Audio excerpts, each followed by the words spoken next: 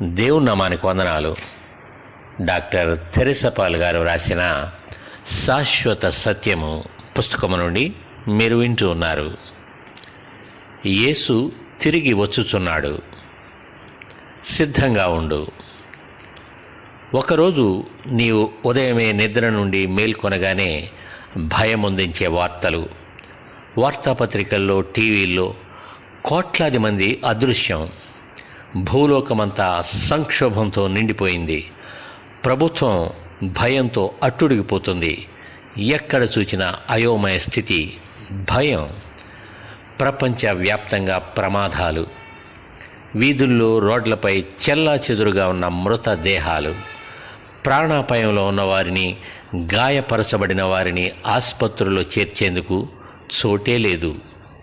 కుటుంబంలోని వారు తమ ప్రియమైన వారి కొరకు వెతుకుతున్నారు అనే వార్తలు మీరు వింటారు.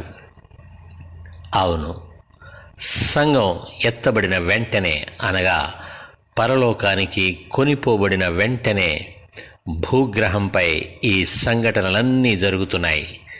ఎత్తబడే వారిలో ఉన్న వారంతా ధన్యులు. కొనిపోబడుట, విడువబడుట.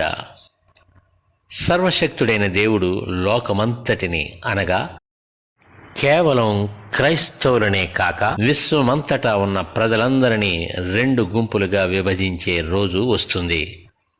ఒక గుంపు శుభప్రదమైన భవిష్యత్తు కొరకు కొనిపోబడుతుంది. మరో గుంపు రాబోయే తీర్పు కొరకు విడువబడుతుంది. ఈ 2 గుంపులను గురించి నీకు వివరిస్తాను. మీరు సత్యమును గ్రహించేదరు, అప్పుడు సత్యము మిమ్మను స్వతంత్రులనుగా చేయును. అవును, నీవు సత్యమును తెలుసుకోవాలి. ఎందుకంటే యేసు నీవు ఊహించలేని చక్కని రాజ్యాన్ని తన ప్రియ బిడ్డల కొరకు ఉంచాడు. దాన్ని నీవు పోగొట్టుకోకూడదు. పరిశుద్ధ గ్రంథం ఈ చక్కటి రాజ్యం గురించి దానియేలు గ్రంథంలోనూ, ప్రకటన గ్రంథంలోనూ వివరిస్తుంది. ఆ రాజుల కాలములలో పరలోకమందున్న దేవుడు ఒక రాజ్యము స్థాపించును. దానికన్నిటన్నిటికీ నాశనం కలుగదు. ఆ రాజ్యము దాని పొందిన వారికి గాక మరెవరికినీ చెందదు.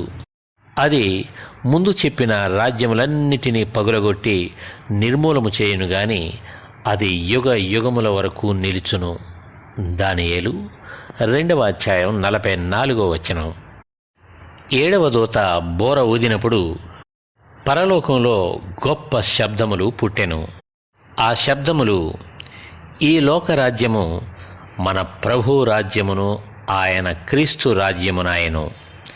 ఆయన యుగ యుగముల వరకు ఏలును అనెను. ప్రకటన 11వ అధ్యాయం 15వ వచనం. ఇది గొప్ప వార్త కాదా? ఈ లోకం మనకు మంచి వార్తను ఇవ్వలేదు.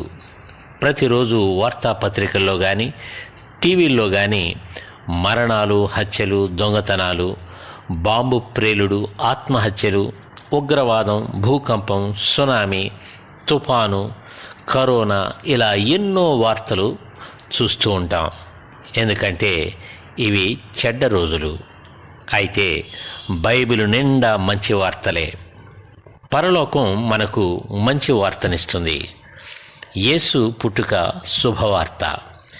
యేసు మనకొక క్రొత్త జన్మనిచ్చుటకు జన్మించాడు. యేసు మరణం ఒక శుభవార్త.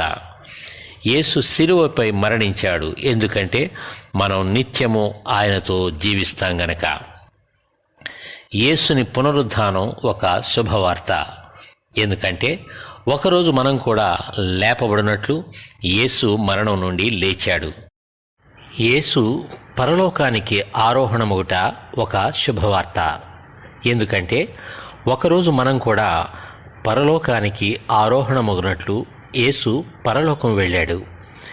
యేసుని 2వ రాకడ ఒక శుభవార్త.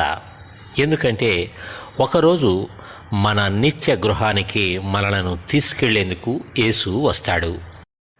నీవు ముందుగానే యేసుని జననము, మరణము, పునరుద్ధానము, ఆరోహణము అనే 4 శుభవార్తలు విని అర్థం చేసుకున్నావు.